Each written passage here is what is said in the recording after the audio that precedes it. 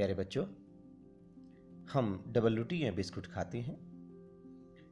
ये पौधे से परिष्कृत उत्पाद होते हैं और परिष्कृत उत्पाद तक के रूपांतरण में 3 प्रकार की आर्थिक क्रियाएं सम्मिलित होती हैं। ये होती हैं प्राथमिक, द्वितीयक और तृतीयक क्रियाएं। प्राथमिक क्रियाओं के अंतर्गत उन सभी क्रियाओं को शामिल करते हैं जिनका संबंध प्राकृतिक संसाधनों के उत्पादन और निष्कर्षण से होता है, जिसमें कृषि, मत्स्यन और संग्रहण इसके मुख्य उदाहरण होते हैं। द्वितीय क्रियाएं वे क्रियाएं होती हैं जो इन संसाधनों के प्रसंस्करण से संबंधित होती हैं, अर्थात इस्पात विनिर्माण, डबल रोटी पकाना, कपड़ा बुनना कुछ मुख्य उदाहरण हैं। और तृतीय क्रियाएं वे क्रियाएं होती हैं जो प्राथमिक और द्वितीय क्षेत्र को सेवा कार्यों का सहयोग प्रदान करती हैं, अर्थात यातायात, व्यापार, बैंकिंग, बीमा और विज्ञापन कुछ मुख्य उदाहरण हैं तृतीय क्रियाओं के। तो आज हम बात करेंगे कृषि, जो एक प्राथमिक क्रिया है। फसलों, फूलों, सब्जियों, फूलों को उगाना और पशुधन का पालन इसमें मुख्यतः शामिल होता है। विश्व में अगर हम देखें तो 50% लोग कृषि से संबंधित क्रियाओं में संलग्न रहते हैं और भारत की तो 2/3 जनसंख्या अब तक कृषि पर ही निर्भर रही है।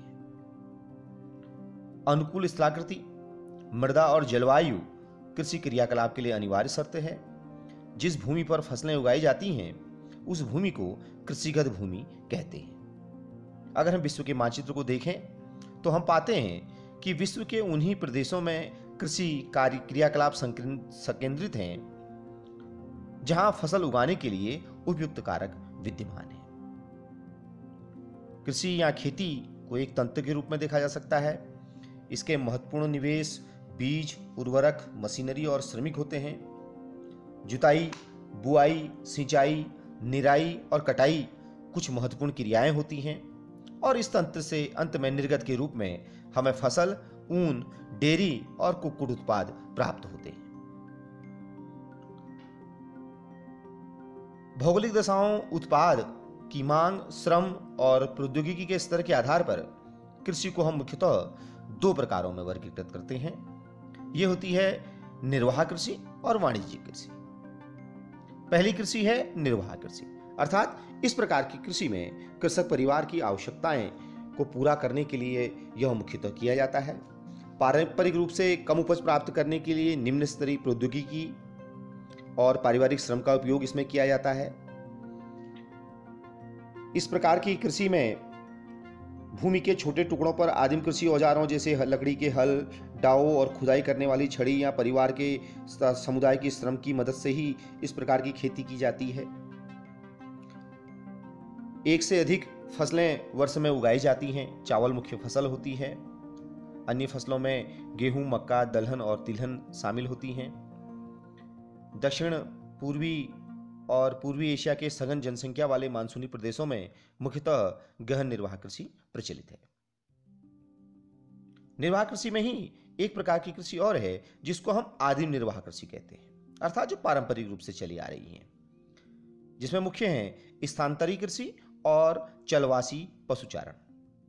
अब हम बात करते हैं स्थानांतरी कृषि की। अमेजन बेसिन के सघन वन क्षेत्रों, उष्णकटिबंधीय अफ्रीका, दक्षिण पूर्वी एशिया, उत्तर पूर्वी भारत के भागों में अगर देखें तो यहाँ पर भारी वर्षा और वनस्पति के तीव्र पुनर्जनन वाले क्षेत्र हैं। इन क्षेत्रों में वृक्षों को काटकर और जलाकर भूखंड को साफ किया जाता है। तब राख को मृदा में मिलाया जाता है और मक्का, रतालू, आलू और कसावा जैसी फसलों को उगाया जाता है। भूमि की उर्वरता की समाप्ति के बाद वह भूमि को फिर से छोड़ दिया जाता है और कृषक एक नए भूखंड पर चला जाता है। स्थानांतरी कृषि को कर्तन एवं दहन कृषि के रूप में भी जाना जाता है। उत्तर पूर्वी राज्यों असम, मेघालय, मिजोरम और नागालैंड में इसे झूम खेती भी कहा जाता है, जबकि छत्तीसगढ़ के बस्तर जिले और अंडमान निकोबार द्वीप समूह में इसे दीपा कहा जाता है। बहुत सारे इसके नाम हैं। अगली प्रकार की कृषि है चलवासी या पशुचारण। सहारा के अर्धशुष्क और शुष्क प्रदेशों में, मध्य एशिया और भारत के कुछ भाग जैसे राजस्थान और जम्मू कश्मीर के क्षेत्रों में यह मुख्यतः प्रचलित है। इस प्रकार की कृषि में पशुचारक अपने पशुओं के साथ चारे और पानी के लिए एक स्थान से दूसरे स्थान पर निश्चित मार्गों में घूमते हैं। इस प्रकार की गतिविधि में जलवायु बाधाएं और भूभाग की प्रतिक्रिया के स्वरूप उत्पन्न होने वाली प्रक्रिया है। पशुचारक मुख्यतः भेड़, ऊंट, मवेशी, याक और बकरियां पालते हैं। ये पशुचारकों को उनके परिवार के लिए दूध, मांस, ऊन और खाल, इसके साथ ही अन्य उत्पाद उपलब्ध कराते हैं। महत्वपूर्ण कृषि जो पूरे विश्व का पेट भरने के काम आती है, अर्थात वाणिज्यिक कृषि, इस पर चर्चा करते हैं। वाणिज्यिक कृषि में फसल उत्पादन और पशुपालन बाजार में विक्रय हेतु किया जाता है, अर्थात विक्रय हेतु किए जाने वाली कृषि को हम वाणिज्यिक कृषि कहते हैं। इसमें विस्तृत कृषि क्षेत्र होता है, अधिक पूंजी का उपयोग किया जाता है और अधिकांश कार्य मशीनों के द्वारा किया जाता है। वाणिज्यिक कृषि में अनाज कृषि, मिश्रित कृषि और रोपण कृषि मुख्यतः शामिल होती हैं। इसमें श्रम गहन होता है। अधिक उत्पादन के लिए अधिक मात्रा में जैव रासायनिक निवेशों और सिंचाई का उपयोग किया जाता है। किसान वैकल्पिक रोजगार न होने के कारण सीमित भूमि में अधिकतम पैदावार लेने की कोशिश करते हैं। कृषि के वाणिज्यीकरण का स्तर विभिन्न प्रदेशों में अलग अलग है। उदाहरण के लिए हरियाणा और पंजाब में चावल वाणिज्य की एक फसल है, परंतु उड़ीसा में यह जीविका की फसल होती है। मुख्य लक्षण इसके ये होते हैं कि अधिक पैदावार देने वाले बीजों, रासायनिक उर्वरकों और कीटनाशकों का प्रयोग करके उच्च पैदावार इस वाणिज्यिक कृषि के अंतर्गत प्राप्त की जाती है।